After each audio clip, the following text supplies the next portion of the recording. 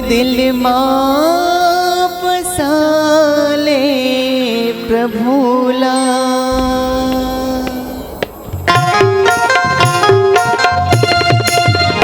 तोर दिल मां बसाले प्रभुला, तोर मन मां बसाले प्रभुला रे संगी माया के नगरला झूठा डगरला तै छोड़। माया के नगरला झूठा डगरला तै छोड़।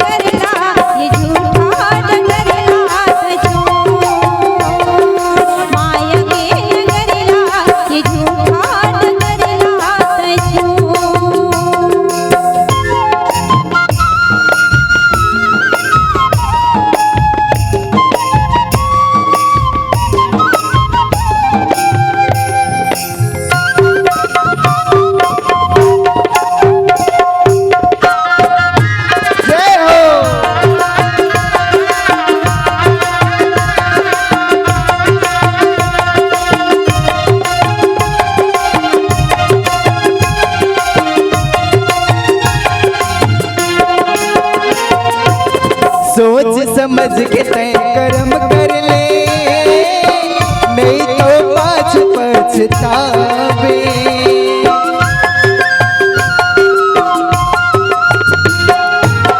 बिन भक्ति के संगी कैसे भवले पार तय हजावे।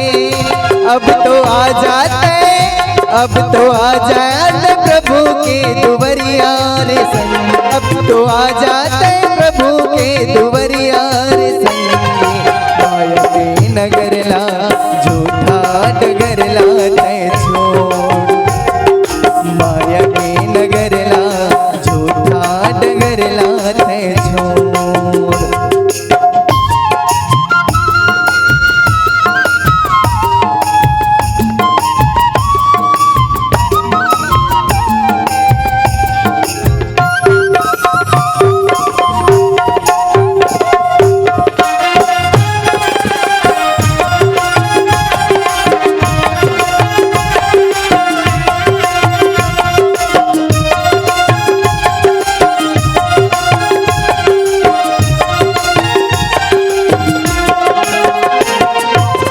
दुनिया से नाता तय जोड़ ले, मन मायला बसा के।